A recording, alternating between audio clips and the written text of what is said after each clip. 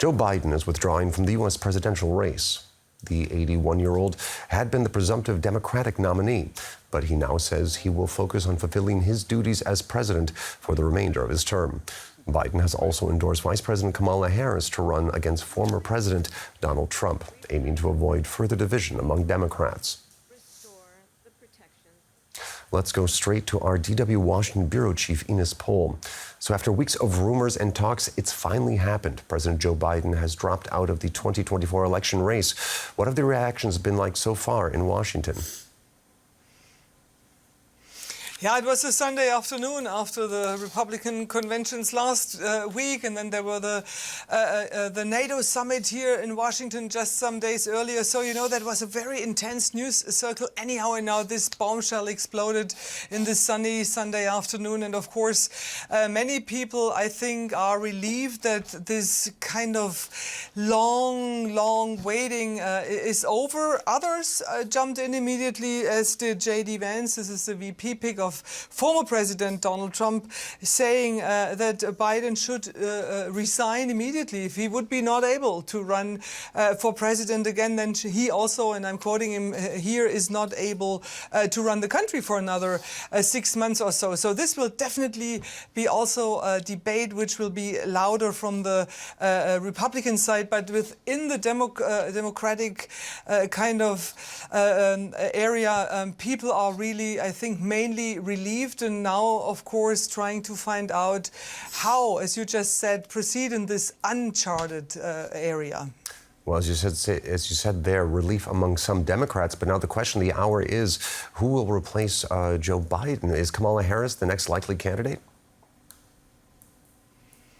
Well, yes, President Biden endorsed her right away, and she would be kind of the kind of nearest or closest pick. I think one can say that she is very well known. You know, it's only like how many days? I wrote it down somewhere, 107 days or so until Election Day on November 5th. That's not really a long time to build up a new candidate who is not well known to the American kind of people. And then there's also the big question about money, because the $96 million or so, which are in Biden's war chest, could be used by Vice President Kamala Harris. But if someone else would be picked as the presidential candidate, it might be actually difficult to get this money, to use that money to campaign for the White House. So many open questions, and definitely a very exciting time here in the United States. Now, if Democrats do decide to go with a different candidate at next month's Democratic convention, who are the top contenders? Well, you know, we shall see how this plays out. More and more governors, also potential contenders, those names who are like kind of in the orbit of potential kind of presidential candidates, are coming out now, and I'm sure that we will see them, more and more of them, over the course of the next couple of days. But, you know, the main question really will be, is Kamala Harris really able to get the support of big donors, of big money? That really matters in this country when you have to run such a short, you know, only so few days left until Election Day, so you need a lot of money to change the whole campaign. That's a question. And then, of course, she also would need to, or will need to, be able to rally some well-known Democrats behind her. We shall see what happens over the next couple of days. And speaking of changing campaigns, you were just covering the Republican convention. And of course, this announcement will change the plans, or is likely to change the plans of the Trump campaign. How do you think they'll pivot? Yeah, that's really also an interesting question. There are just media reports coming out that former President Donald Trump is considering if he wants to debate a possible candidate, Kamala Harris. You know, he was supposed to debate in another presidential debate President Biden, but now as everything is in turmoil and maybe Kamala Harris is on the ticket, Trump might not be willing to meet her in one of these TV studios. We shall see see, you know, the whole debate of Donald Trump has been focused on the weakness of Joe Biden, on his age, on him falling down the stairs. These images were shown at the Republican convention in Milwaukee over and over again, and they, of course, have to change that now. So that's definitely also a shock in the Republican campaign management, and I'm sure that they would have rather campaigned or fought against Joe Biden than possibly Kamala Harris. All right, I'm afraid we're going to have to leave it there. That was DW Washington Bureau Chief Ines Pohl reporting from us from Washington. And the Republican candidate for president, Donald Trump, has reacted on the social media platform Truth Social. He wrote, "Crooked Joe Biden was not fit to run for president and is certainly not fit to serve, and never was. All those around him, including his doctor and the media, knew that he wasn't capable of being president and wasn't." And of course, it's not just politicians reacting to the news that Joe Biden is stepping down, but the American people as well. Here's some of them in the Midwestern state of Ohio. Well, I think it's a good decision.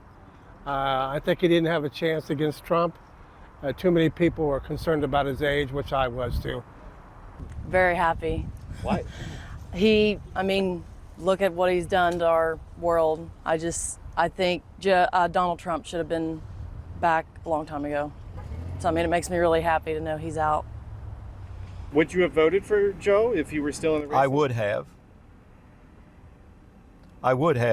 Simply because there are certain things he can still do, but he can't campaign anymore. So I'm saddened. He's a true patriot for stepping down. And we also have some reaction from Germany, where Chancellor Olaf Scholz praised President Biden on the platform X.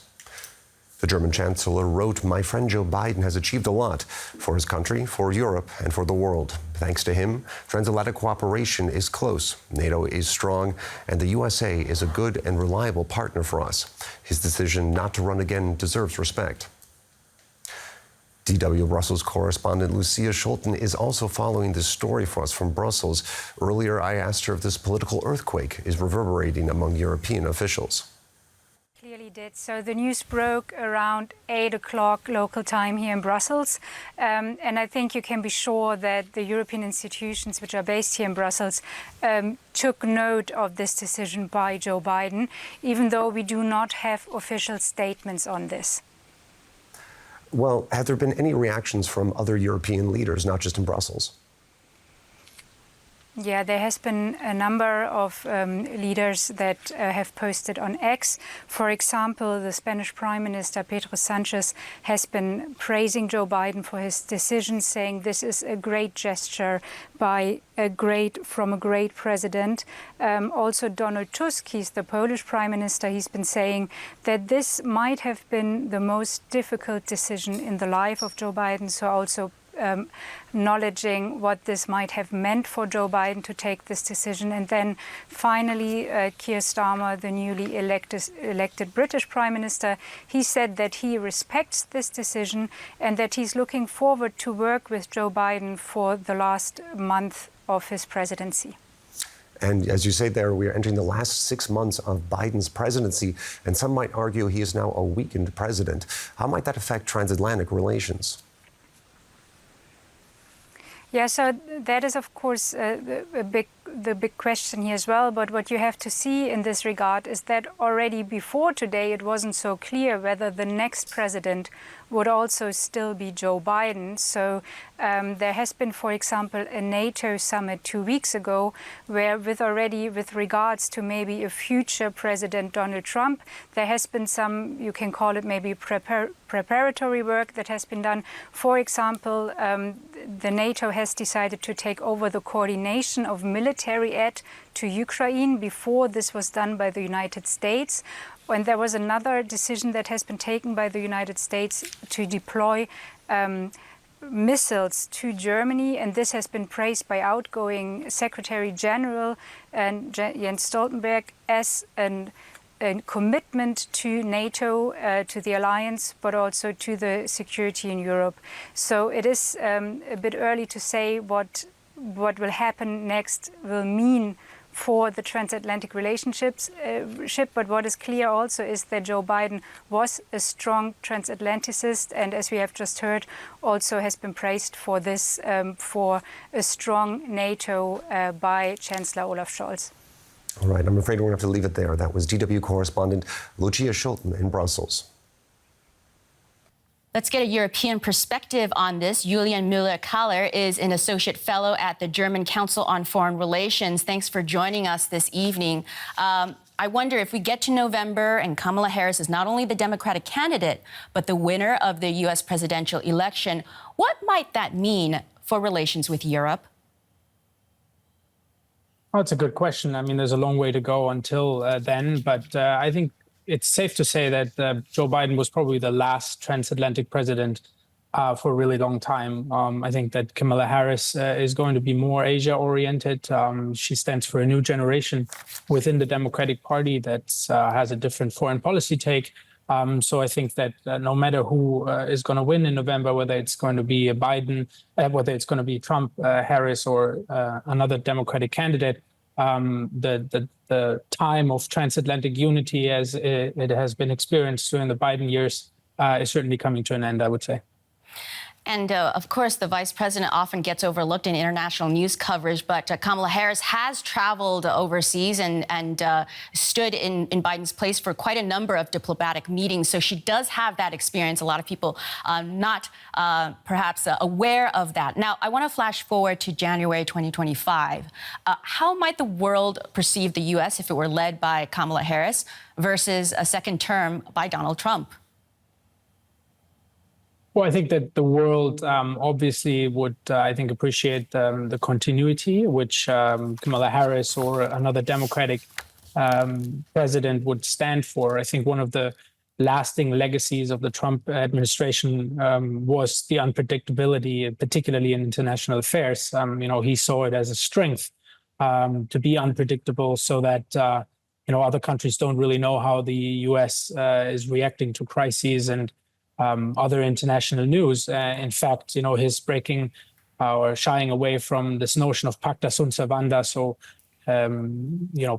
contracts that were negotiated under previous governments are going to be upheld during a continuation was, I think, one of his biggest foreign policy impacts. So I think that the world, or certainly Europe, is hoping for a democratic continuation in the sense of another democratic president come January 2025. Now, the big concern in Europe, of course, is Russia's invasion of Ukraine. Very quickly to remind people, what is Trump's position on that matter? Well, he holds the opinion that he can solve the conflict within the first 24 or 48 hours of his presidency. I think he made even claims that he could solve it before even going back to the White House in January. I think there is a chance that he could pressure both Putin and Zelensky to the negotiation table. Zelensky by, threatening to withhold aid that is instrumental for Ukraine's defense.